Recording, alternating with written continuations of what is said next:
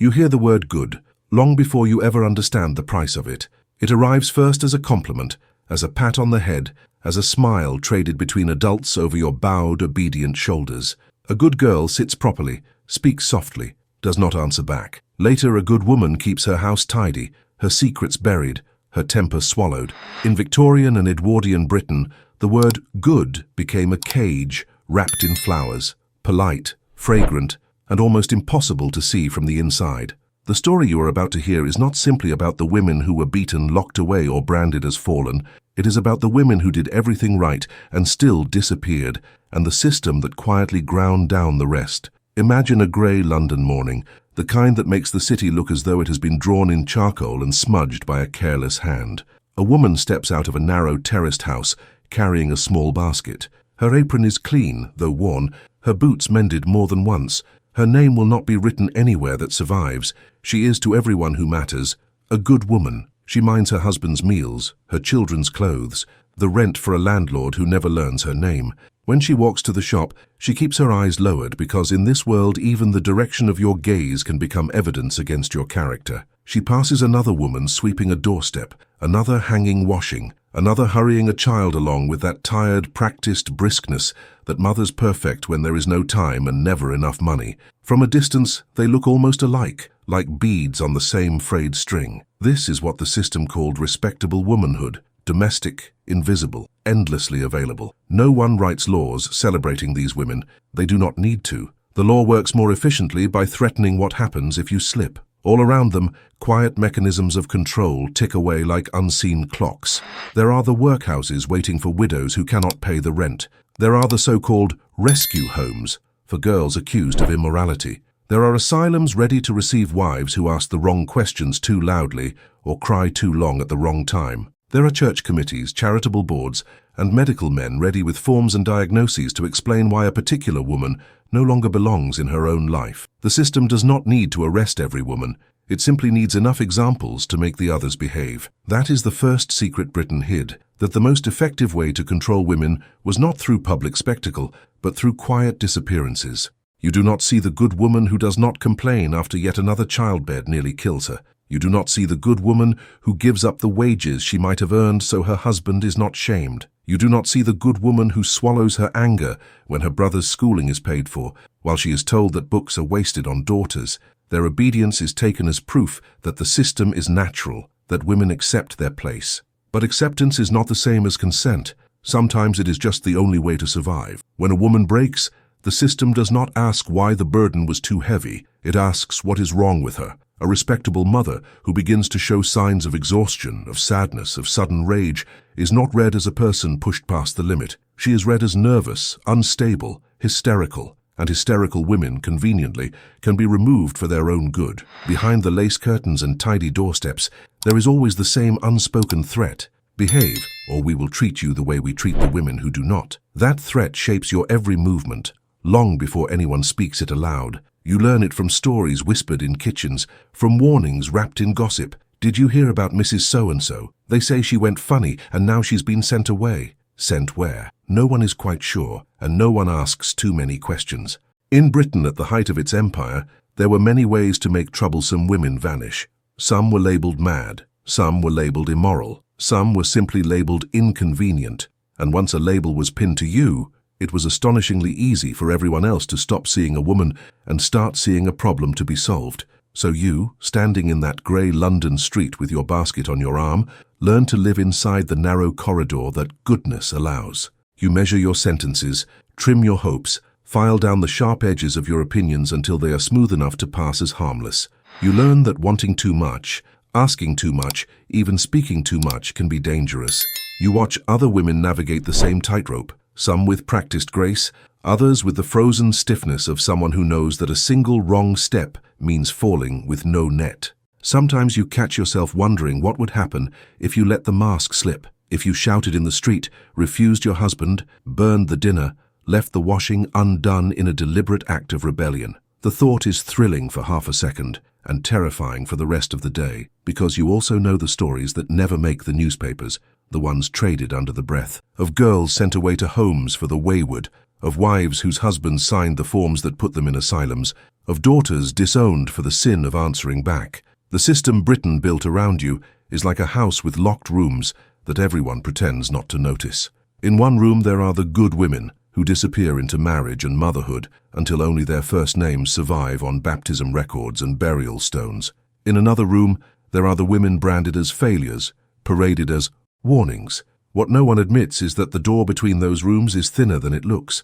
A single pregnancy outside marriage, a single accusation, a single moment of public distress might be enough to push you through it. So you keep walking, keep working, keep smiling with your eyes lowered. From the outside, you are the proof that everything is fine. From the inside, you are always one bad day away from being offered up as proof that something is wrong with you. That is the second secret. That goodness itself becomes a form of camouflage. Your silence hides the strain in your jaw. Your neat home hides the hours of unpaid, unacknowledged labor that will exhaust you into early age.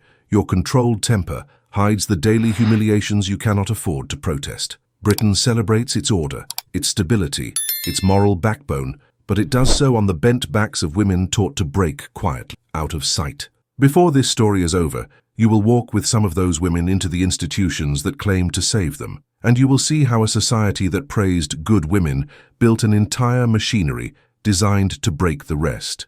You do not begin in the institution. You begin on an ordinary afternoon when something finally snaps. Perhaps it is a young woman in a mill town in the north, standing at a factory window that rattles with the rhythm of looms while her supervisor's hand lingers too long on the small of her back. Perhaps it is a maid in a respectable house in Chelsea who discovers she is carrying her employer's child and hears him say with bored irritation that it will have to be dealt with. Perhaps it is a mother of four in a mining village who realizes that no matter how many meals she stretches and how many shirts she mends, there will never be enough money to feed everyone properly, and the despair makes her sit down on the doorstep and cry where the neighbors can see. In each case, the story is later told as if the woman herself were the problem, the lascivious girl, the careless servant, the ungrateful wife. But if you rewind each scene by a few months, you find something different, pressure accumulating like coal gas in a sealed room, waiting only for a spark. When that spark finally comes, a raised voice, a visible pregnancy, a public collapse, the machinery of respectability begins to move. For the pregnant maid,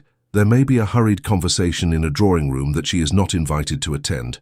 The lady of the house will speak of ruin and shame, not for the man who made the child, but for the girl who carries it.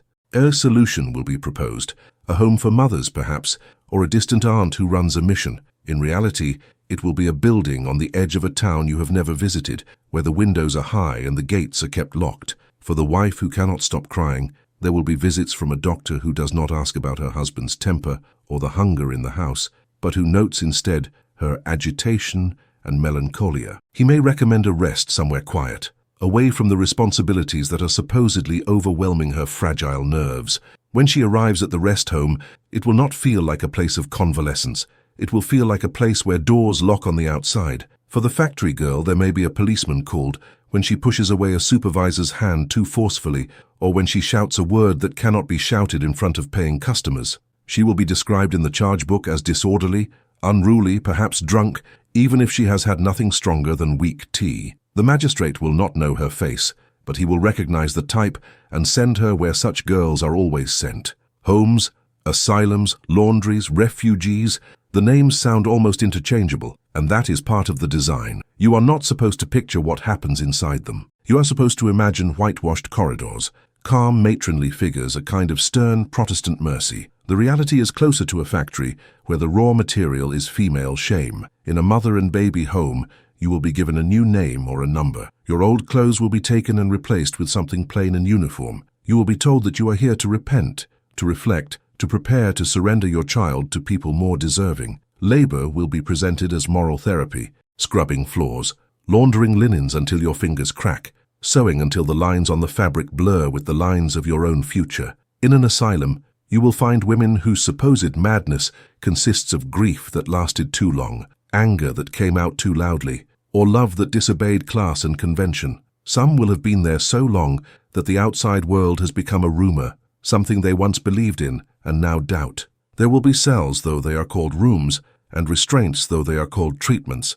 The more you protest that you are not ill, the more it will be taken as proof that you are. In a rescue home for fallen women, you will hear prayers morning and night, each hymn hammering home the message that your greatest sin was wanting something for yourself, companionship, pleasure, a life that did not fit the outline drawn for you. The sermons will insist that you are being saved, but the rules will strip away every decision you might have made. When to wake, when to sleep, when to speak, when to eat. All of it regulated until you begin to forget what it felt like to choose. What ties all these places together is not simply moral panic or religious zeal. It is the quiet, administrative violence of a society that finds it easier to reclassify difficult women than to reconsider the conditions that make their lives unbearable. A woman cannot cope with endless childbirth. She must be weak, unstable. A girl refuses an unwanted touch. She must be wild, corruptible. A widow falls into debt. She must be irresponsible, not the victim of a system that leaves her with no wage of her own. The institution steps in not as a last resort, but as a convenient answer. File her away, remove her from the street, from the neighborhood, from the family tree, label the drawer charity, and never open it again. And outside, the world carries on, reassured by tidy narratives.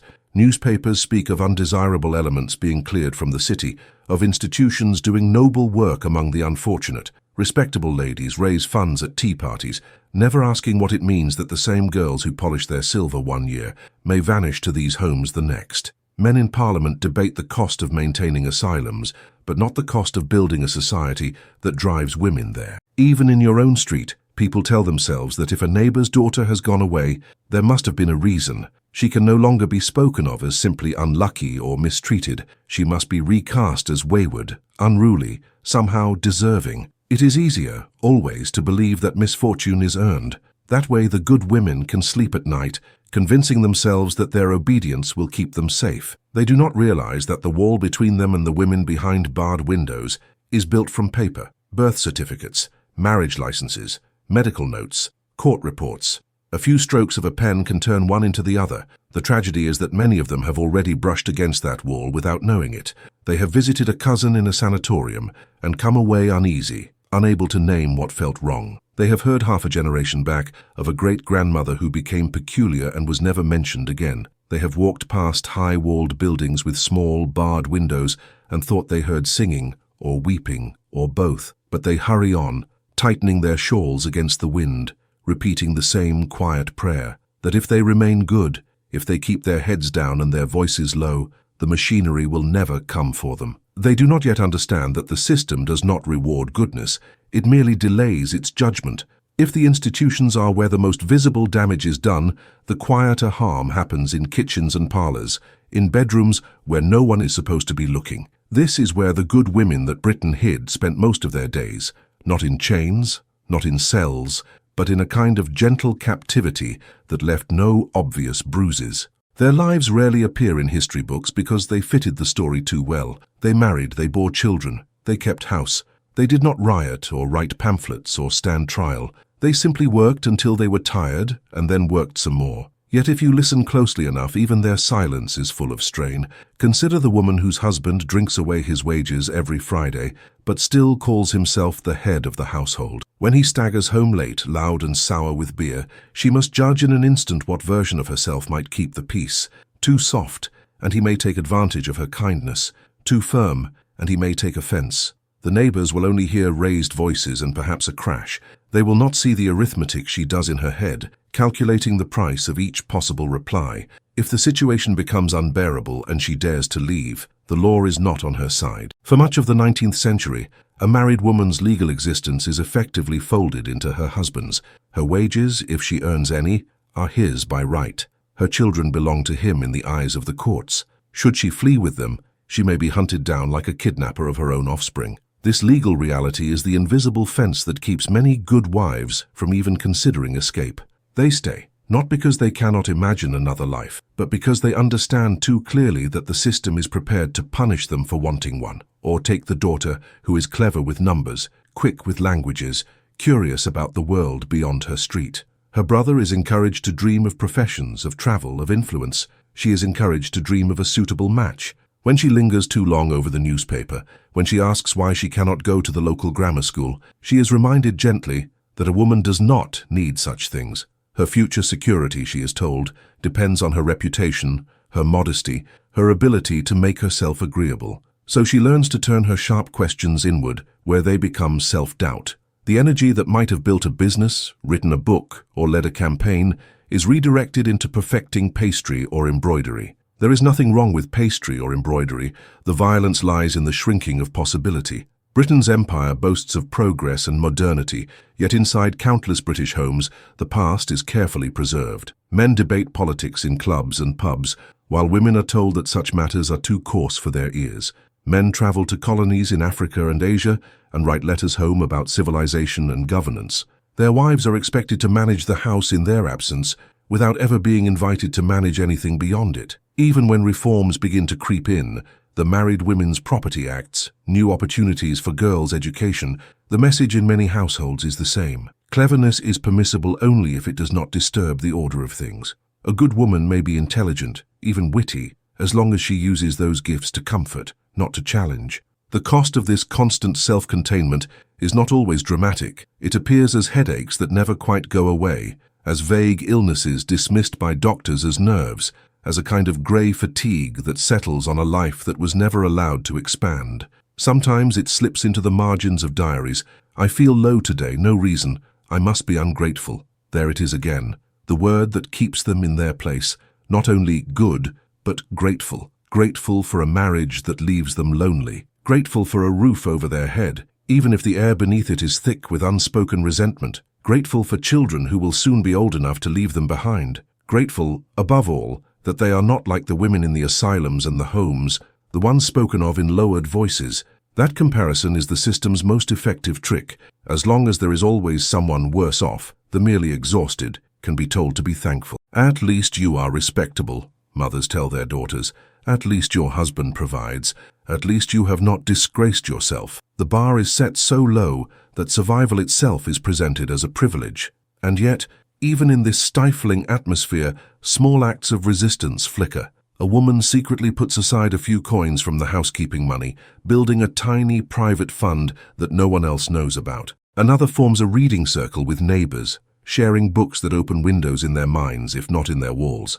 A third quietly refuses to send her daughter into service at 14, insisting she stay at school a little longer. These are not rebellions that make headlines, but they are cracks in the facade. Through them, different possibilities begin to filter, however slowly. Still, the weight of expectation remains immense. Churches, newspapers, popular novels, and etiquette manuals all reinforce the same script. A woman's highest calling is sacrifice. The good mother who puts her children before herself. The good wife who stands by her husband, no matter what. The good daughter who stays at home to care for aging parents, while her brothers build lives of their own. These stories are presented as uplifting, even noble. Rarely do they mention what happens when the well of self-sacrifice runs dry. When a woman finally reaches the limit of what she can quietly endure and begins to fray at the edges, the explanation is rarely sought in the years of one-sided giving behind her. Instead, she is told she is failing at the very role she was born for. She is not patient enough, not pious enough, not grateful enough. Her exhaustion becomes another sin to confess rather than a warning sign that something is deeply wrong with the way her world is organized. And so, bit by bit, the system breaks them. Not always dramatically, not always in ways that leave records legible to future historians. It breaks them in lowered eyes and stooped shoulders, in the decision to stop asking for anything more than what they already have. It breaks them in the way they speak to their own daughters, passing on the same careful cautions, the same muted ambitions. Do not draw attention, do not take up space, do not risk the shame that can swallow a woman's name whole. Some daughters will listen, others, born with a particular kind of stubborn fire, will not. They will push against the walls of the script, and when they do, they will collide not only with their families, but with the institutions waiting beyond. By the time Britain begins to speak loudly of reform, votes for women, improved education, fairer laws, the damage of the previous decades is already woven deep into the fabric of families. The good women who bent themselves to fit impossible standards have raised sons who hardly notice their sacrifices, and daughters who have learned to monitor their own desires with ruthless suspicion. The women who were sent away to homes and asylums rarely return to tell their side of the story. Their children, if they were allowed to keep them at all, grow up with blank spaces where a mother's face should be, or with whispered tales of a woman who was not quite right and had to be looked after elsewhere. Even as the suffragettes march through London streets, even as new laws are drafted in Parliament, thousands of individual lives continue along the old, constricted paths. Change comes, but it does not arrive like a clean break. It drips unevenly into a landscape already scarred. In some households, daughters are suddenly encouraged to stay at school longer, to think of office work or teaching as possible futures. In others, nothing alters. A girl born in 1910 in a rural village may find her choices barely wider than those of her grandmother, despite the headlines proclaiming a new age. The system that broke so many women has learned to adapt, presenting itself in softer colors while keeping its core assumptions intact.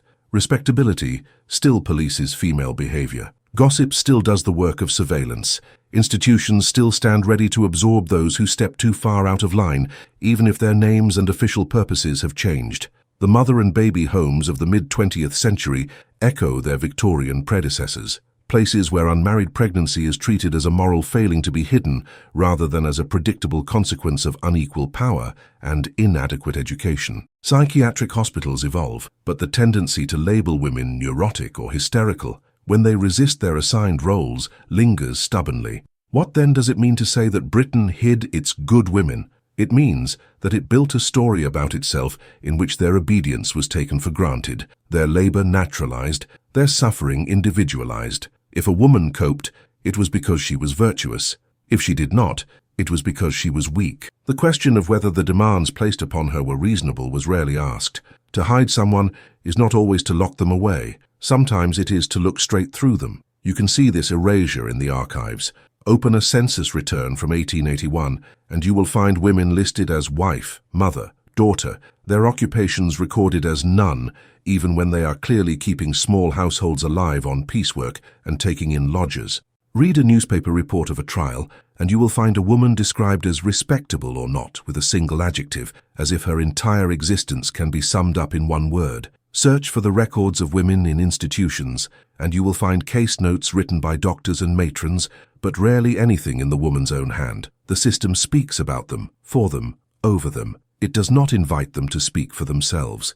And yet, if you listen between the lines, their voices are there. In the rare surviving letters smuggled out of homes where writing was forbidden, in the memoirs written late in life by women who lived long enough to see attitudes shift, in the testimony collected by social investigators who bothered to sit at kitchen tables and ask how things really were, again and again the same themes surface: the crushing weight of respectability, the fear of shame, the belief that stepping out of line would not only ruin a woman herself, but bring disaster upon her. Family. That belief was powerful precisely because it was not entirely false.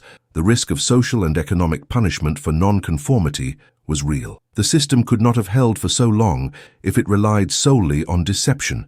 It relied also on a brutally honest understanding of who would pay the price for rebellion. Perhaps you are wondering what any of this has to do with you, sitting in the present with a screen in your hand rather than a laundry mangle or a wash tub. After all, Britain today looks very different. Women vote, work, study, live alone, divorce, travel, make choices that would have been unthinkable to their great-grandmothers.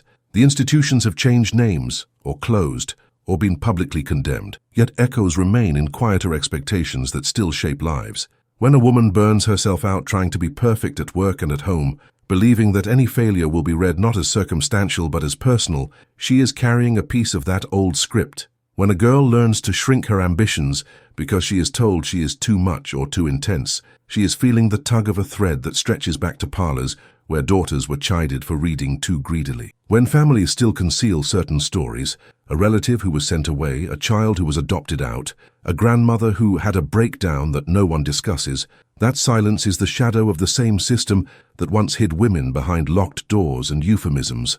The point of telling this history is not to wallow in misery, nor to pretend that nothing has improved. It is to recognize that the lives of the women Britain hid and the women it broke are not side notes to the nation's story. They are central to it. Every railway line, every factory, every imperial project was supported by invisible labor at home. Meals cooked, clothes washed, children raised, tempers soothed, reputations protected. Every reform that looks obvious in hindsight, the right to own property, to keep one's earnings, to choose one's work, to control one's body, was won against a background hum of voices insisting that good women did not need such things. Now when you hear someone suggest that a woman owes it to her family to endure, to keep quiet, to be grateful that things are not as bad as they used to be, you can recognize the old machinery whirring to life. You can hear the echo of magistrates, matrons, ministers, and doctors who once decided which women would be praised and which would be put away. The choice you have, that so many of them did not, is whether to let that machinery continue unchallenged. History cannot rescue the women Britain erased. It cannot retroactively loosen the corsets that made it hard for them to breathe, nor unlock the doors that closed behind them, but it can refuse to look through them. It can drag their stories out of the margins and say clearly that the measure of a society is not how loudly it celebrates its good women, but how gently it treats those who falter, fall, or simply refuse to bend any further.